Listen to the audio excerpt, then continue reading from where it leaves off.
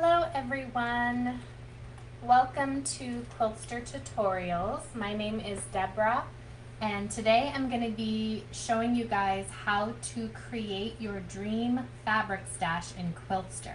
What we're going to do is start with going right to the fabric stash. So from your dashboard, you can go to your fabric stash on the little menu on the left, or you can just click on the portal here. So as a Quiltster member, this fabric stash includes everything that is for sale in the marketplace as well as more fabric.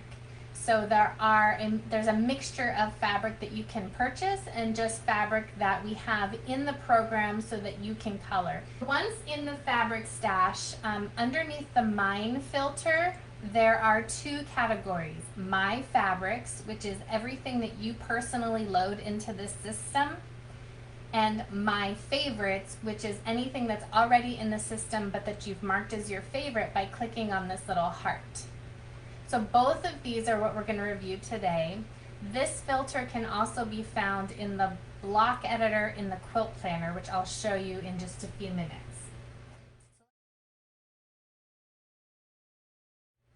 So let's start with My Favorites. So one of the things that I like to show you is, let's say that you are shopping online at your favorite local quilt shop and you're perusing their website.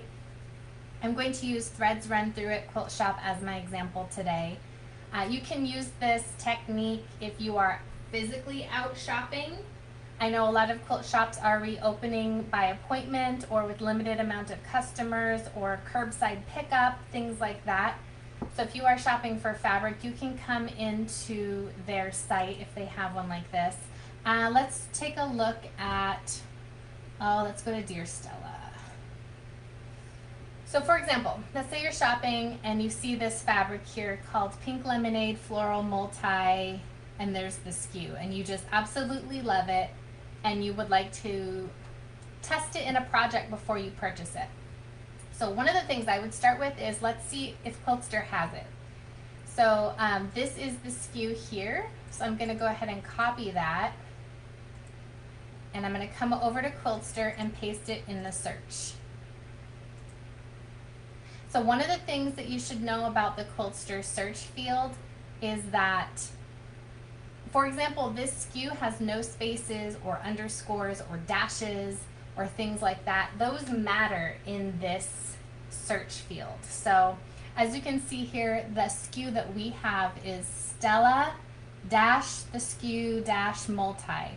So this did pick up that partial SKU because it's that partial section. So that's something to keep in mind. If you can't find something on the first try to break up the SKU into sections and it might pull it that way. But we can see that this fabric is in here, and this is the exact fabric that we want. Dear Stella Pink Lemonade.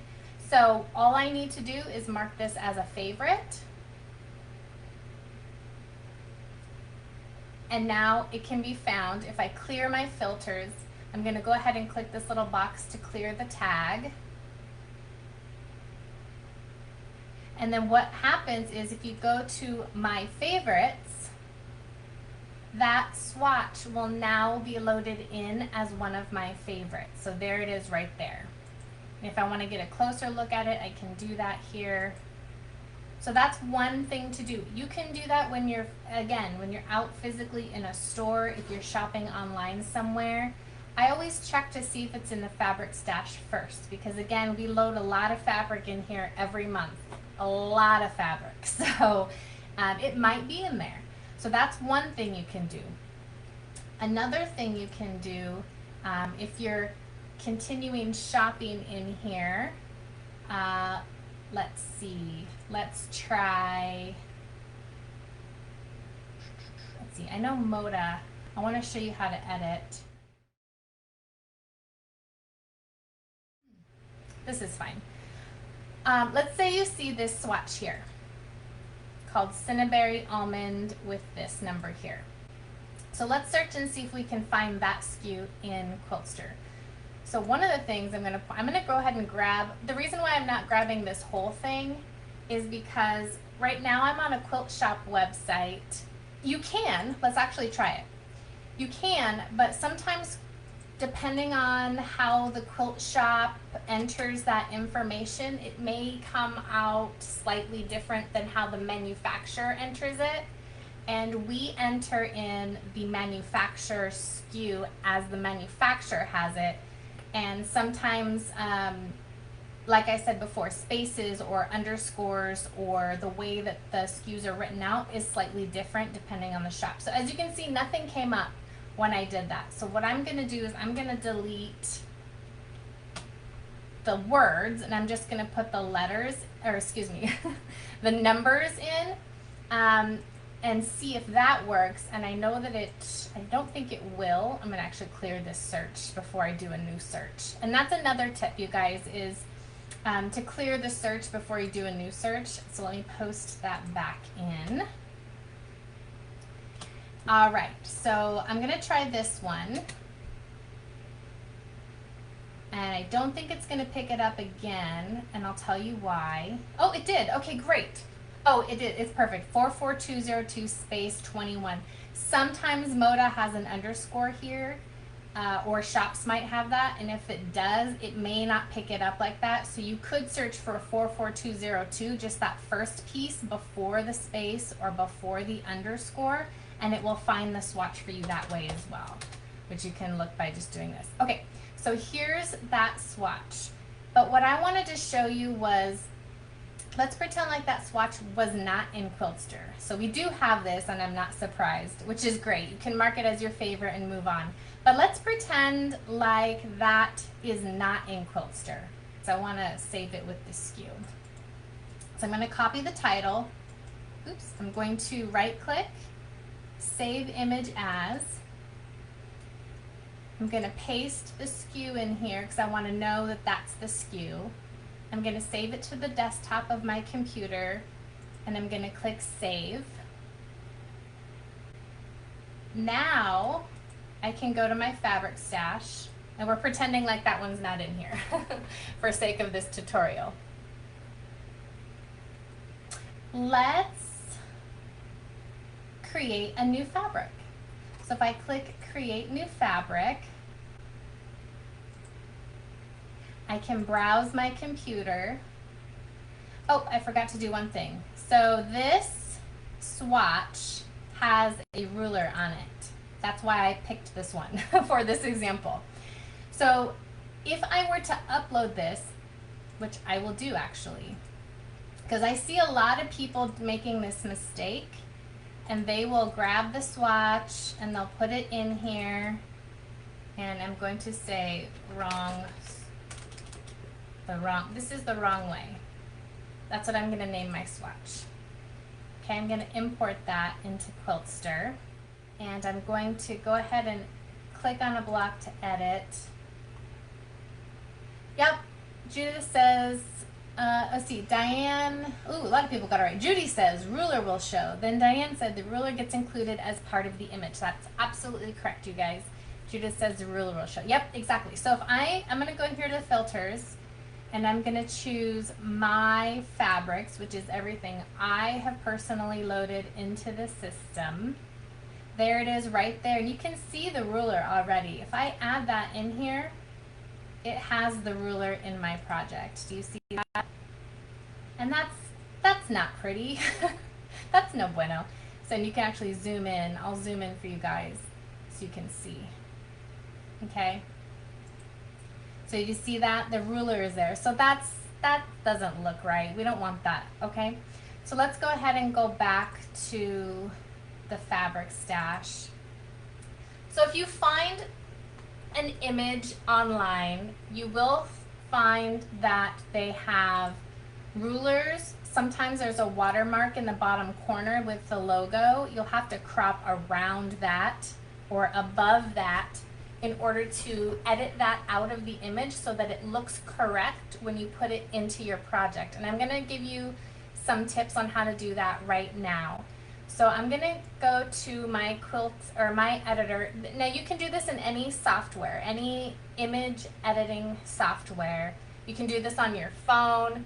PicMonkey, I'm not promoting them. I don't work for them, but I like it because it's easy to use. It's very simple. It's not free. I don't know if they have a free version. I think I pay $30 or $40 for the year to use this.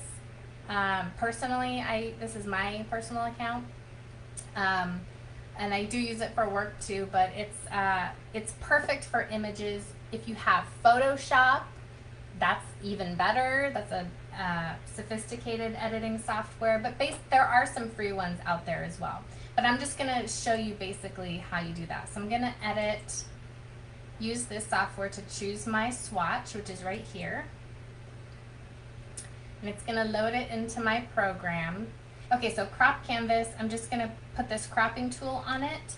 So what's nice about images with rulers is that it tells you how big the swatch is. This is the actual size of the actual fabric, and that is really important for Quiltster because you have to input the swatch size when you upload a piece of fabric, because it tells Quiltster how big to scale that image in your quilt.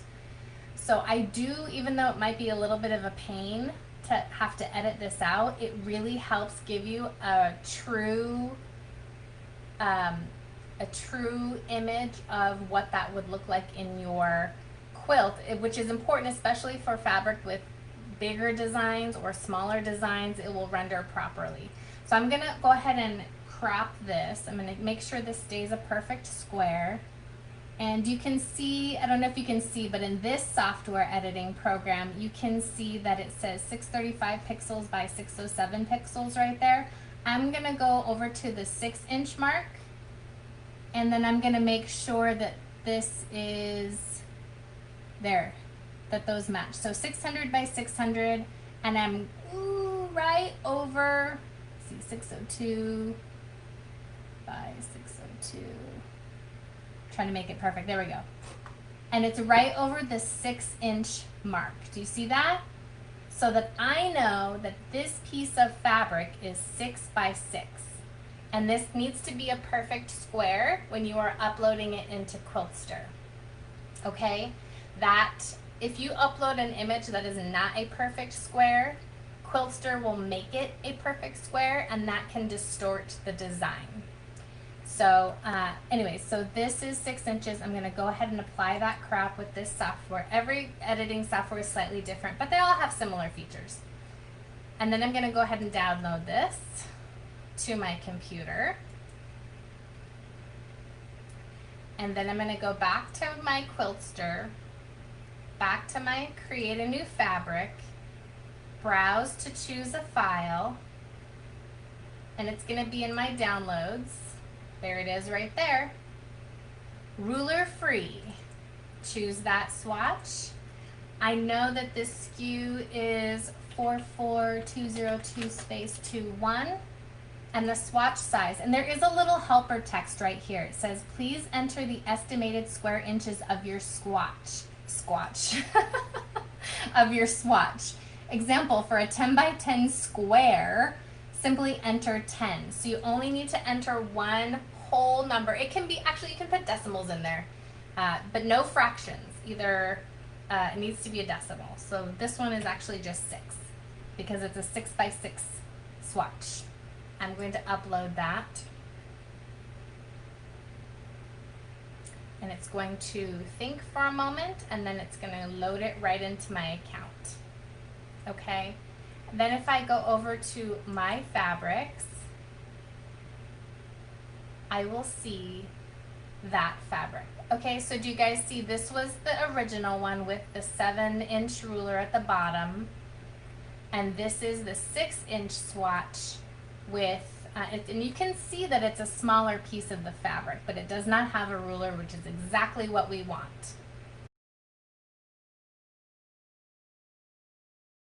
If you do need to edit that, there is a little pencil. When you log into My Fabrics, there's a little pencil down here in the bottom right-hand corner that you can click, and that will let you edit the SKU. Oops, it didn't take. It tells you what swatch size. You can change that if you need to. Maybe you entered it wrong by accident. and you can update the fabric with any of that new information, or if you want to clear it out, you can delete it completely. I'm just going to update that one, and I'm going to delete this one to show you how that works. And it tells you right here your fabric is updated. I'm going to go ahead and delete the pencil one because I don't need that. And just click delete fabric. And then it's going to ask you if you're sure, because once it's gone, we cannot retrieve it. You're deleting that file completely out of your stash. So I'm going to click yes. We don't need that. We don't need that ruler. Okay. Now, if you are doing this on a mobile device, such as a smartphone or a tablet, you can also take a picture with your device. Now, pictures are tricky, guys. I gotta be honest. Pictures are tricky because of several elements. The biggest challenge that I see people having when they take pictures of fabric, which you can definitely do, and just upload your picture into your Quiltster account and use that in your project. The thing that I see happen with pictures a lot is shadow. Shadows are very tricky. They're very difficult to exclude from your photo. So if you're going to take a picture of fabric and you don't really care about the shadow, you just kind of want to get a feel for it, that's totally your call. You do that and that's fine. But if you're looking for a true rendition of a fabric and you want to take a photo of it, what I would recommend is that you take your piece of fabric, hang it on your wall. Make sure you iron it first. Make sure it's free of threads, cat fur, fuzz balls, lint, everything. Make sure it's ironed and it's perfectly flat. And then I would hang it on your wall, okay? And you want to do it, you're going to have to play, depending on, you know, which direction your house is facing, where the windows are in that room, how the light hits it. You're gonna have to, what time of day it is, you know, all of these elements play into whether or not you are able to take a picture that is Quiltster ready and free of shadows, because shadows are so tricky. It's just something you're gonna have to play with, and it's just something you're gonna have to test out until you get the best lighting and things like that. Taking pictures is tricky business, but once you get it down, I do have ladies who, they know what time of day, they have a favorite wall, and then you either can use tape or pins or corkboard or whatever you have to put your piece of fabric up, and then take your pictures and load them into your account. So, but if you're shopping in person, or you happen to have the SKU of the fabric that you have at home sitting in your closet, on your fabric table, wherever, and you happen to know the SKU, just Google the SKU, find a good picture of it, and import that into your account instead of taking a picture of it. That's what I would recommend, but I know that a lot of times we don't have the SKU, so you're gonna have to take a picture and go through that process of finding out which way works the best.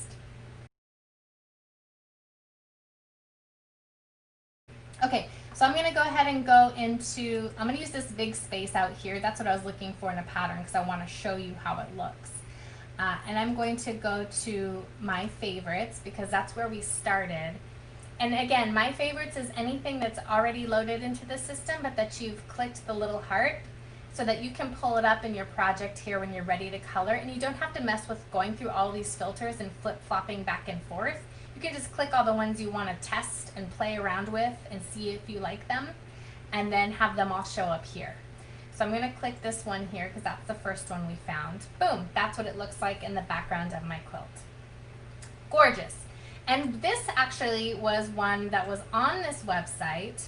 So if you wanted to purchase it, you can actually test it before you purchase it, and you'll also know how much you need for your project. So this is a really great way to shop for fabric.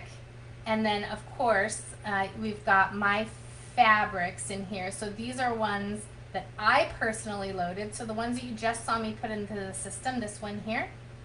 So let's put that right in this centerpiece, for example. Okay, so you can load that in there. If you decide that it is something that you want to buy, your yardage chart tells you how much you need. So you always know how much you need. So if it's in Quiltster, great, you can buy it through the marketplace. If it's not in Quiltster, this is how I would go about using it. Looking for it, importing it, and buying it from your local quilt shop. And you can also send them with this button here. This is the share link button. Click that once and paste it in an email and say, I need this fabric. That sends them a picture of your quilt, sends them the yardage chart, and off you go. When you find a swatch online and there is not a ruler, so like this one here, there's no ruler. We don't really know what size fabric this is. So in this case, you're going to have to give your best guess. So while if you have this fabric at home, taking a picture, you may not get to see a true rendering of that color because of the shadow or shading or other elements that come into it. But the benefit is that you know how big of a swatch you are photographing. Whereas if you find something online, you don't know what size swatch you're photographing. So so you kind of have to use your best judgment. Typically, batiks, I enter them in around, well, we get them from the fabric manufacturers. So the ones in the fabric stash, we know what size they are. But if I'm searching online like this for myself and I see something like this, I typically put batiks in around 8 inches.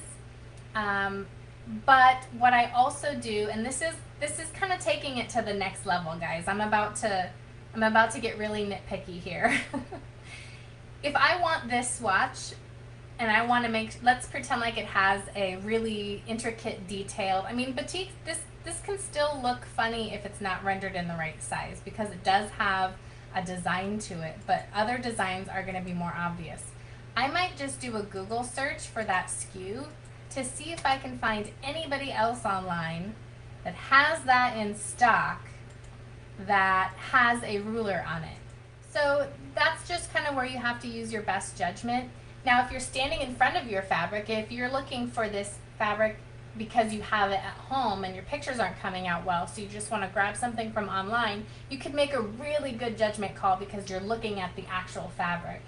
And then you can kind of make a determination on how big that swatch is. So that really comes, those are kind of some more advanced ways to utilize this system to create your digital dream stash. So I would give it a shot.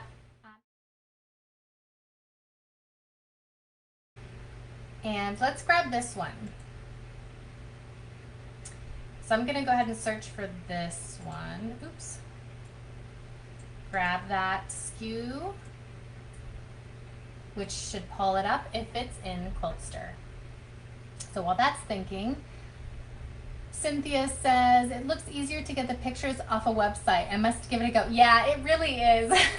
Because if somebody else has done all the work for you, which most of the time people that have it on their website, they're likely getting it from the manufacturer, which is where we get ours when we put them in. So those are professional, they're scanned on a scanner, which you can do if you have a scanner at home. You could also opt to scan the fabric.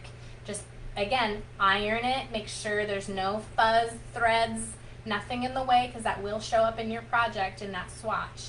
And you can also scan it if that is available to you, which is how a lot of people do it. Okay, so this is not in Quiltster. So let's go ahead and right click on the image, save image as,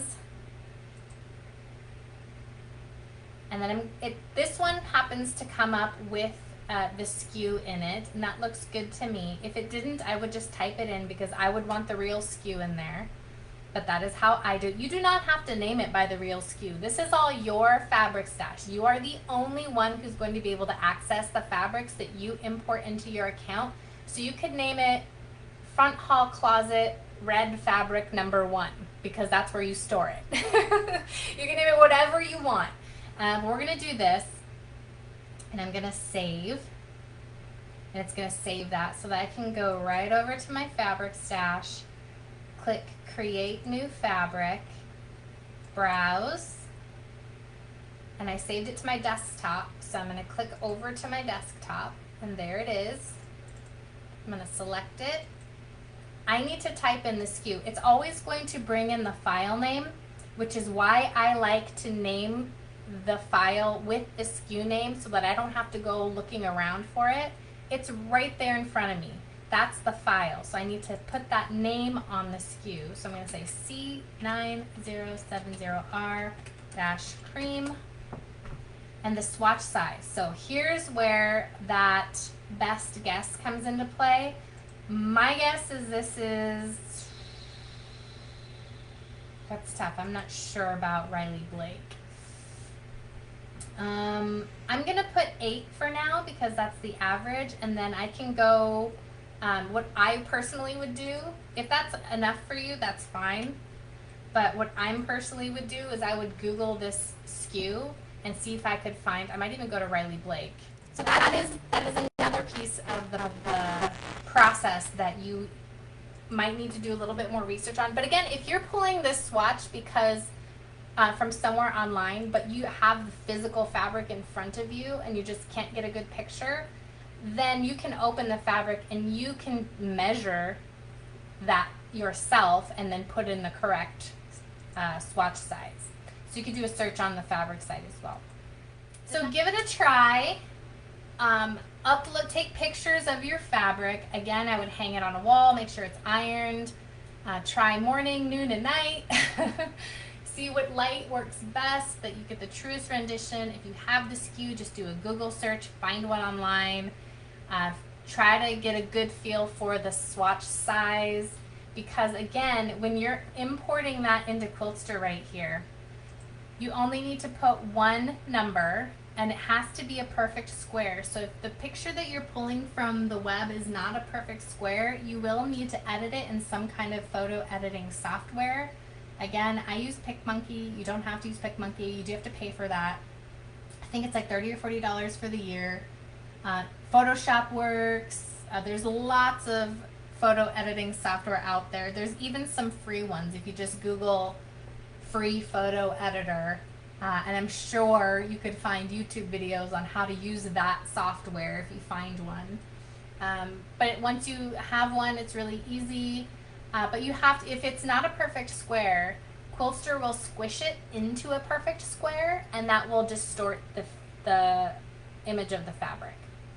So you do want to make sure it's cropped to a perfect square.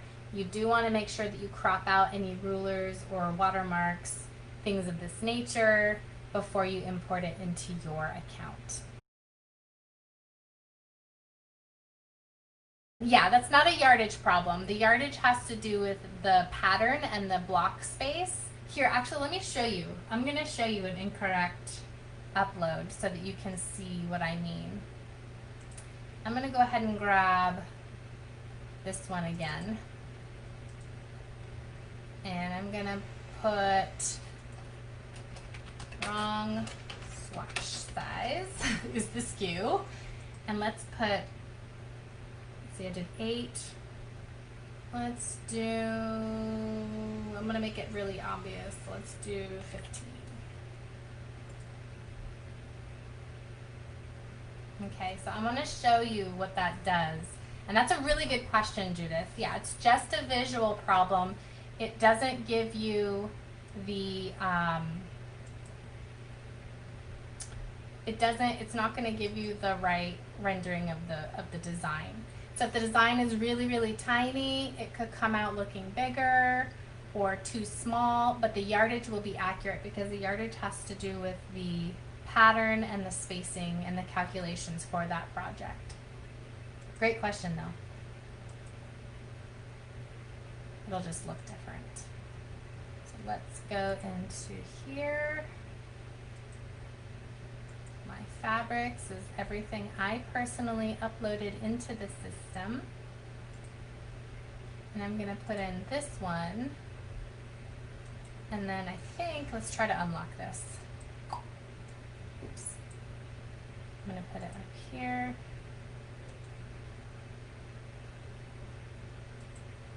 Oops, put in the wrong one. There. Do you see the scale difference in these top two blocks? So this one is 8 inches, which is what I think it is. And I put this one in as 15, so the design is much, much bigger in this one section. So you may or may not get a true feel for how your fabric looks if you have something way off. Now again, this is personal preference. If you're not bothered by that, that's totally a personal preference. But I know most of us want a true rendition, because that's the whole purpose of Quiltster, is to see what your actual quilt will look like. So you might have to do a little extra Googling to find a swatch. And there are lots of websites out there, guys, that have images of fabric with rulers on it. They might do it themselves at the shops. Maybe I know the manufacturers, most of them, when you ask for swatches, or for us anyways, we get both, one with a ruler and one without a ruler. So they might have that, depending on what they want to post. So you can definitely, I don't want to say definitely, but a lot of times you can find what you're looking for so that you can get that true rendition. What I was going to show you is you could open a fabric from a website. These are gorgeous. Love this. That's so pretty. And you could do a screen crop, which I'm doing right now. Every computer is different. I'm on an Apple, so that's Command-Shift-4, and then it brings up my cropped tool. And you could do a square like this. And I don't know if you guys can see it, but as I'm doing my screen crop, it's telling me how big that is. So it says 412 by 371.